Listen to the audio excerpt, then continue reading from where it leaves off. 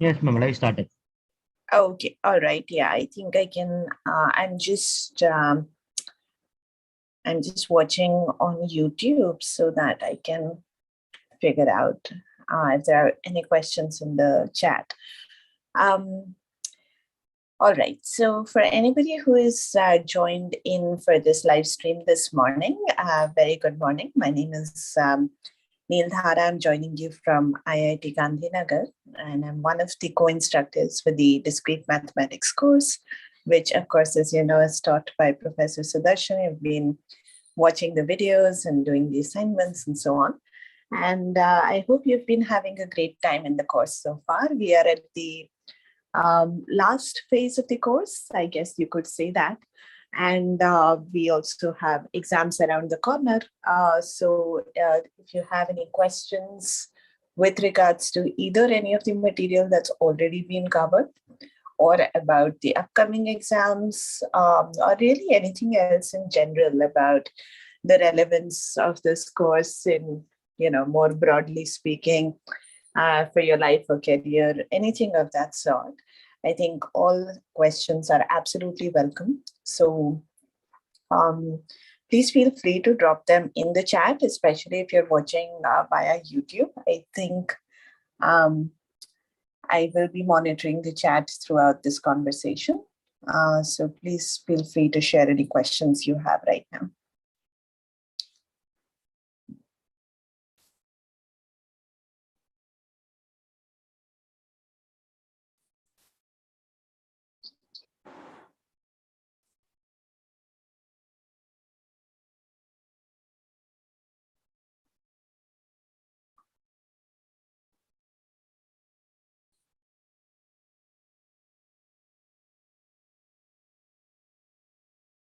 Ashutosh, good morning. Thank you for joining. It's great to have you here.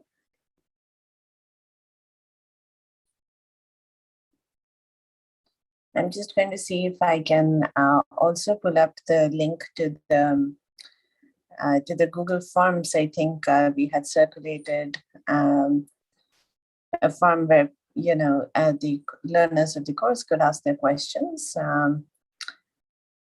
So I think there's one question from, I believe, Gaurav Mehta. Let me just read it out. I think, hi Ayush, good to see you. Thanks for joining. So yes, I think Gaurav had asked this question offline. I'm not sure if you are here, Gaurav, but I'll try to read and address your question a little bit so that in case you're watching a recorded session, then you can catch up.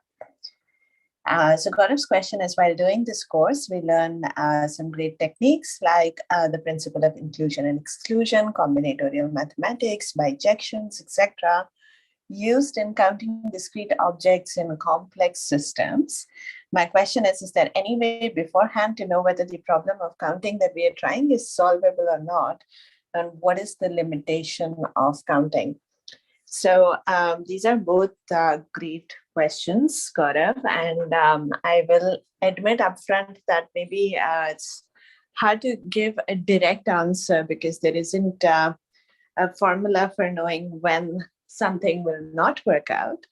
Having said that, I think when you are faced with a new problem, it of course depends a little bit on the context. If you're faced with a new problem, in a predictable context, like an assignment or an exam, very likely it is designed in such a way that some technique or some combination of known techniques will help you solve the problem.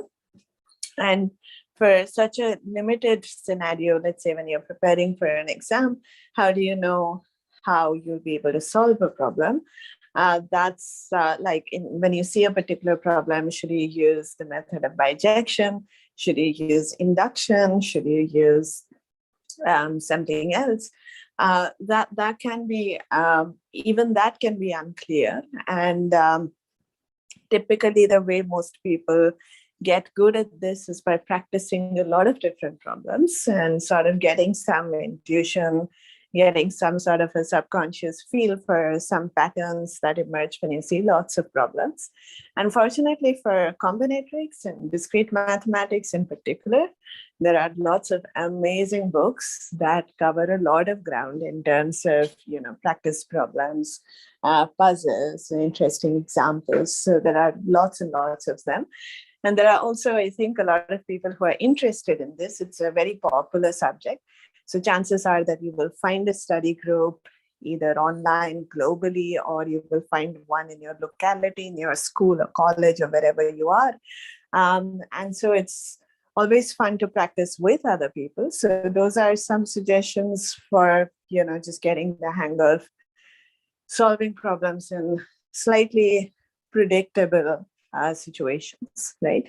But I think your question is a lot broader. And let's say you were a research mathematician and you've encountered a question for which nobody knows the answer, as far as you know, and you're trying to figure this out. And how do you even know that it's possible to come up with something? It's just some weird thing that cannot really be captured with a closed form formula. There are many, many such well-known mysteries which are open in the community. Nobody has been able to quite figure them out. There are things that probably nobody has heard about, so we don't know if it's something that is straightforward and easy, or is it something that's truly one of those deep mysteries and nobody knows anything about, right?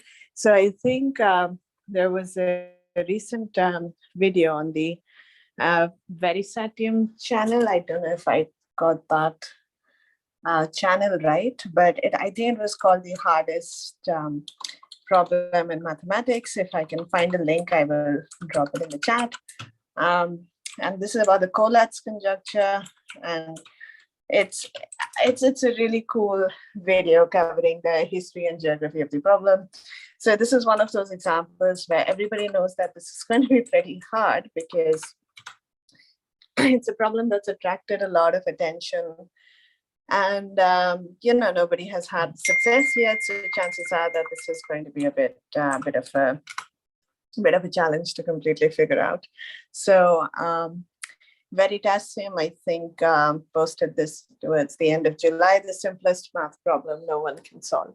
So there are problems like that are super famous. And, to this date, nobody really knows if this is some sense, really taking us to the brink of what can be solved, what cannot be solved, and so forth, right?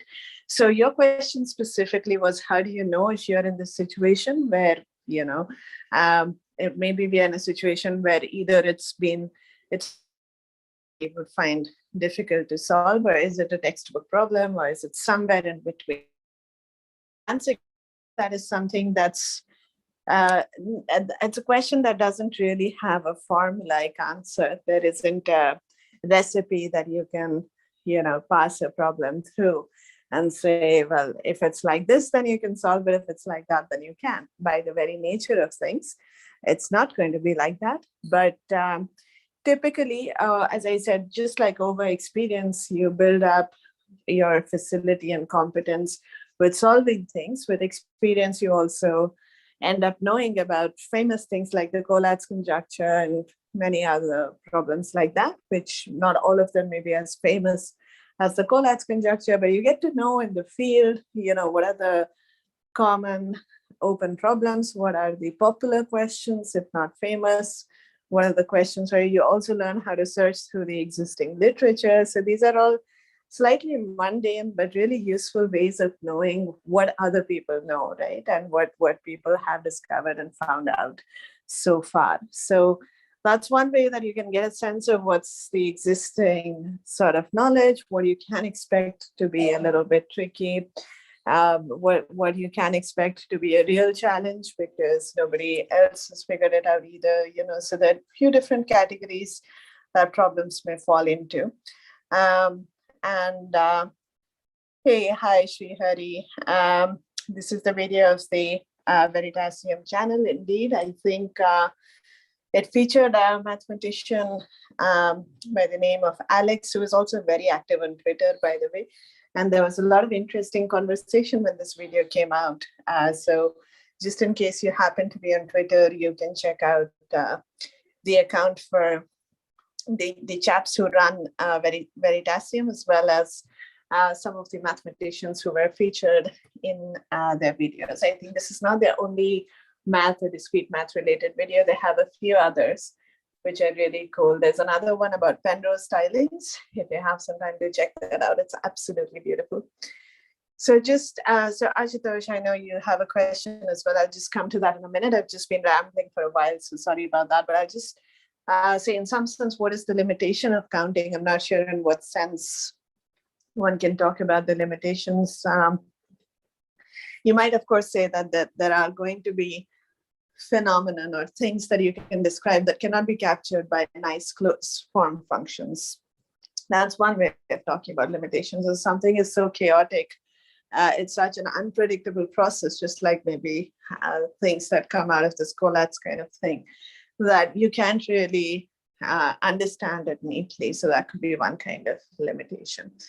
The other sort could be computational limitations. So for instance, let's say I give you a graph and ask you, well, how many perfect matchings does this graph have? Maybe, of course, you can inspect it. You can write some code to figure it out in a brute force way.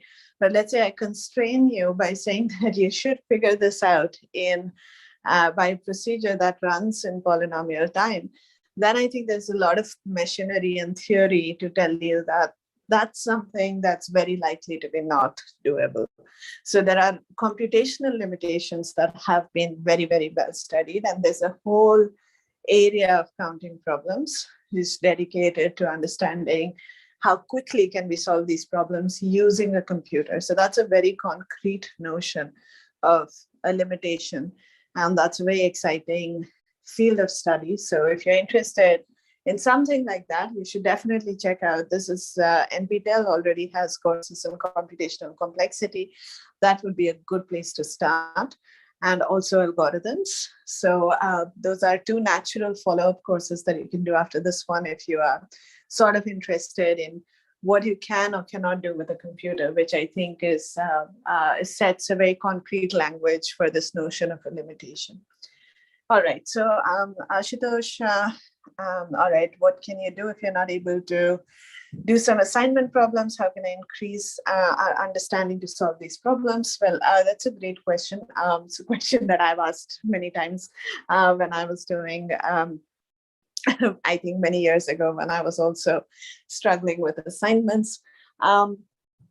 I think to some extent, I've probably said this already, but I think especially subjects like discrete maths, I'm sure others as well, but particularly discrete maths, where many of the problems have this flavor of being a puzzle, right? As opposed to in some subjects, you kind of have a fairly formulaic approach to things. So you just have to go through the motions, crunch your process, and you will almost predictably get to the right answer. And usually the assignment is testing your understanding of the process. Like, did you understand the process properly? Did you get the formula right? And so on. So there's in some sense direct applications. They don't have to be easy. It's possible that the processes are very complicated and it's not at all trivial, but at least there is a roadmap. Whereas for many assignment problems and topics like discrete math, there isn't really any formula, or there are lots of formulas and you don't know which one is going to be relevant, right? So there's going to be not a specific roadmap to follow. You're staring at it and you're trying to figure out what would be a good way to go about it. In courses like the NPTEL course, it's a little bit easier because at least every assignment problem belongs to some chapter. So you kind of know, it narrows down the sort of the toolkit, and that it must be one of these few techniques that we have learned this week. So that I think is already a very helpful hint. It narrows it down. So if you're in a week on generating functions, you will get questions that probably can be solved directly. They can be solved maybe using induction. But that for this week, we're learning generating functions. So that is what we should probably try and use. So that kind of helps. So be aware of which which assignment you're solving. I think that narrows it down. I would say don't get too used to this because you won't have the luxury of this kind of hint in the exams where it's just one pool of questions, right? And you don't know which chapter it is from. So nonetheless, try and have a sense of what kind of questions come in which assignments, so that even in the exams, you'll have a sense of, oh, this is the kind of question that I had solved for the assignment on pigeonhole principles. So probably that's what I should use here. So that'll help with the exam situation. But just coming back to the assignments, so something like pigeonhole principle can require, sometimes it can be very routine, but sometimes it can require a lot of creativity to figure out, the question that we always ask, what are the pigeons, what are the holes? It can be very, very non-trivial to figure that out, right? And that's where you require some, let's say, creativity or imagination. And once again, I can only say that that just comes with a lot of practice and being exposed to many different problems. If you are having difficulties specifically with assignment problems, I would say, I think don't spend more time than is reasonable on a given problem at a stretch, right? So try to mix it up, take a break, think about something else. So I will refer you to this course called Learning How to Learn. It's a very popular Coursera course, and it talks about, I think there's a lot of neuroscience involved in the course material, but basically they things in a way that's accessible to anybody. You don't need to have any background in brain sciences to understand the materials of the course. And it's really designed to help people learn how to learn things. What they say is that it really helps to take breaks and to come back to things, because your is sorry about that. I will just, I think I got maybe disconnected for a second. But okay, so when you take a break and you're not thinking about the problem, subconsciously your mind is probably still trying to piece something together. And this happens a lot when you're sleeping, for instance. So just coming back to something after a while, you might have fresh insights on it instead of just keeping at it continuously for a very long time. For some people, doing something like just taking a walk while thinking about it helps. So you have to find what is that optimal setting for you where you're able to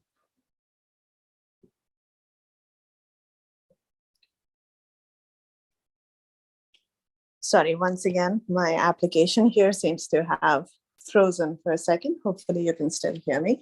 It will be helpful if those of you who are still listening can give me a +1 in the chat if you can listen. So yeah, what I was saying is that you have to figure out what is it that works best for you in terms of, unlocking a little bit of your sort of creative thinking, that side of your imagination. As I said, unlike possibly a few other subjects, the discrete math questions do require you to be creative, to use your imagination. There isn't one size fits all kind of an approach. Every problem requires its own sort of attention and demands its own attention, so to speak. We try to keep the assignment problems mixed in the sense that we want some of them to challenge you a bit, but some of them are fairly direct applications of what's in the lectures. So I'm sure you're doing this already, Ashutosh, but just try to make sure that you have watched all the lecture material prior to starting off all the assignments, because I think that there's a lot of value in doing it that way. The other thing is, as I said, doing it. So for many people, math in general is a very social activity. I definitely strongly recommend forming a study group. If you don't have any friends who are doing this course with you, then you have the mailing list for, the NPTEL mailing list. So you could send an email to that mailing list asking if somebody would be interested in partnering with you. And these days, since all of us have become comfortable over Zoom or Skype or Google Meet or whatever it is, you could have a few of you meeting up like we are meeting right now every Saturday evening or something, whatever time is convenient to you, and discussing the problems. One recommendation I have if you're participating in a study group is to make sure that you come prepared. Okay, so if everybody has thought about the problem in advance, even if none of you have found a solution, you're going to have a much more productive meeting compared to when you just come in without any preparation or without having spent any time in advance. So it's a small tip. So basically 2 things. One is make sure you take frequent breaks. Don't just keep banging your head against the wall continuously, because that's not productive. So think about the problem, try to go about it in a systematic way. Once again, I will recommend a video by Grant Sanderson. I don't know if you follow this channel called 3 Blue, 1 Brown on YouTube. It's a hugely popular channel. And Grant did a series called Lockdown Math. You can even search for #LockdownMath. And the last video in that series, he talked about how to solve any problem. Of course, again, something like that sounds very ambitious. It's not going to be a formula, but he had 10 very useful tips that were very concrete. And most of that applies to the kind of problems that you're solving in this course. Things like working with small examples, drawing a little diagram. So, if a question asks, how many ways can you rearrange the letters of some word, it probably has some repeating letters and so on, then maybe try to work it out, not for the word that's been given to you, but for smaller words, just to get a sense of the pattern and the mechanics of what you expect it to do. So maybe the word that you've been given, it's too long to enumerate everything. So you cannot do that by hand. So try to do it for a smaller word. Just try to identify what sort of a pattern it is, what kind of a formula might you be looking for, right? For sometimes, if you're good at programming, you might even sort of want to generate, all the rearrangements and discard the duplicate ones by writing a small Python script, for example. Some might say that's a bit of cheating, and also you have to be careful because you cannot do that in an exam. But it's still a good way of just, getting started somewhere. So, so Grant's video covers a lot of little tips like this. It also includes drawing pictures, which I personally find to be very, very helpful, drawing little pictures and examples. So I would say try to go through that video for some concrete, ideas of things to do while you're solving the problem. But at a higher level, I would say try for some time. And if you're really in a place where you're feeling completely stuck, then take a break and don't get judgmental about yourself, okay? These problems are not always easy, and all of us, take time to solve them. Different people take different amounts of time. So the same problem could be easy for somebody and hard for somebody else. It just depends on how your brains are wired, what kind of information you have assimilated already, and sometimes just pure luck, okay? Because often a problem will require one clever insight, and some people are just going to get that insight quickly, and others are going to take a little bit longer to come around and have that same insight. So sometimes it's just what strikes you is a matter of also a little bit of luck. The more you practice, the luckier you might start getting, and it's fun when that happens. Also try to mix up the levels of the problems that you practice. So you're always going for problems that are harder and completely outside your comfort zone. Then you will get, as you were saying, you might experience feeling demotivated. If you're constantly doing problems that are like too easy and they come too quickly, the answers are always straightforward, then you run the risk of building a false sense of confidence that may not be an accurate reflection of where you are with respect to the course material. So try to have a healthy mix of problems that are both easy and hard. And ideally at any given point, you're always, this is like if you were training in the gym, right? To do whatever, build muscles or whatever people do at the gym. I'm not very sure, but if you were working with a trainer, they wouldn't directly take you to a point where, you're going to faint and be completely exhausted. You'll probably not be able to come back to train the next day. But at the same time, if you're just, not doing anything much, then you will also not make progress. So I think the way people typically train for anything, whether it's at the gym or whether it's learning a new instrument, it's to always push just a little bit outside your comfort zone, right? So whatever you know already, but just a little bit more than that. So it's a good idea to try and find problems that are kind of at that level. I think that'll kind of help you push the boundaries bit by bit and expand your horizon of, what it is that you're comfortable with. So once again, just to recap, I would say, watch Grant's video on 10 problem solving tips. Just search for 3 blue, 1 brown and lockdown math. I will drop these phrases in the chat in a minute so you can search for them easily. Don't spend too much time at once. If you're feeling stuck, feel free to take a break. There's no harm in that. There's no shame. And, it's actually helpful. Backed by neuroscience, I think. Just go ahead and check out this course called Learning How to Learn. You don't have to watch the whole course, but you might find bits and pieces of it helpful. And then work in a group, come prepared to your group meetings. And it's a lot more fun that way. If you cannot form a group among your immediate friend circle, then feel free to reach out to the NPTEL mailing list to see if you can find some friends there who are willing to work with you on a regular basis. And as I said, finally, and most importantly, don't make this personal. Don't make this judgmental. It's not about you at all. There's this very inspiring quote by the famous mathematician Paul Erdős, whose contributions to combinatorics just absolutely immense. And he used to say, I believe, that a problem worthy of attack proves its worth by fighting back. So if you're dealing with a problem that's frustrating you a little bit, it's, don't be demotivated by it.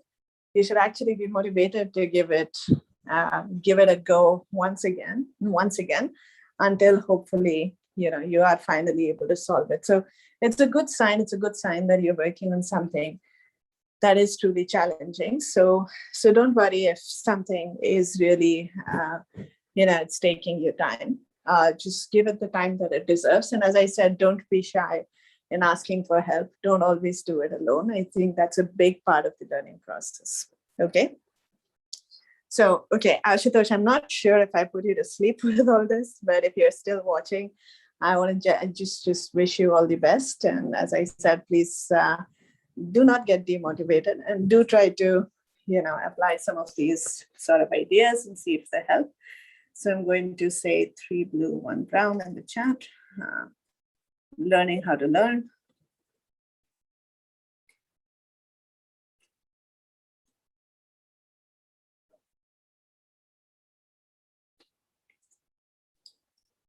Okay, so I hope that all this helps. I think it certainly helped me, navigate through some of the more interesting or challenging aspects of the course material.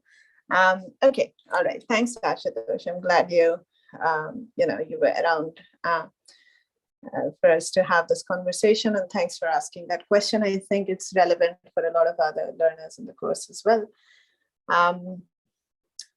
All right, so I'm just looking at the spreadsheet that we received from the Google form, and I don't think there are any other questions there.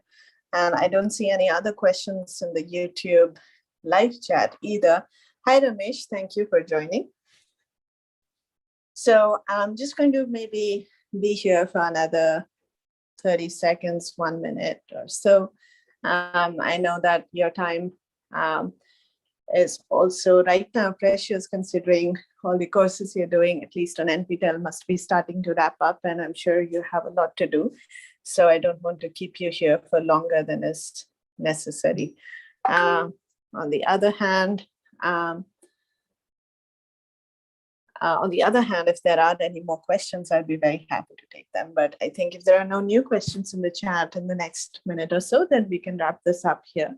And I want to definitely use this time to wish you all the very best for your upcoming exams, both in discrete mathematics and other courses, if you have signed up. And even if you haven't signed up, I do hope that you enjoy the rest of the course. Typically, the last part, at least in this course, tends to veer off into some advanced topics. And, it's sort of the stepping stone or a bridge to also more advanced courses. So, I hope that some of the last few topics motivates you into wanting to find out more. That was the idea with the way the course is designed. It's kind of meant to really whet your appetite, so to speak. And, there are lots of lovely courses that are great next steps. And as I was saying earlier in this video, even courses on computational complexity and discrete math, if you have an inclination for computer science, would be great follow-up courses. But I think on NPTEL already, there's a more advanced combinatorics course from IIT Madras, which I'm not completely sure, but maybe the first edition happened this semester. So that's something that you can watch out for a rerun of later if you're interested. All right, so I think I don't see any new questions at this point, so maybe this is a good place to wrap this up. To everyone who was able to join live on a Saturday morning, I really appreciate your being here. Thank you so much. And if you're watching the recording, I hope you found this useful. And please don't hesitate to reach out on the mailing lists or just by sending us a direct email if there's anything at all that we can help with. I'd recommend reaching out on the mailing lists mainly because if you have a question, chances are others have the same question. So it gets addressed for the common good. And also we have 2 instructors and multiple TAs monitoring the mailing list. So chances that you will get a prompt answer much higher if you use the mailing list. Okay. All right. So with that, thank you so much. We will call it a day here, and I hope to keep in touch. And once again, all the best for everything that you have coming up. Okay. All right. Have a great weekend, everyone, and bye for now.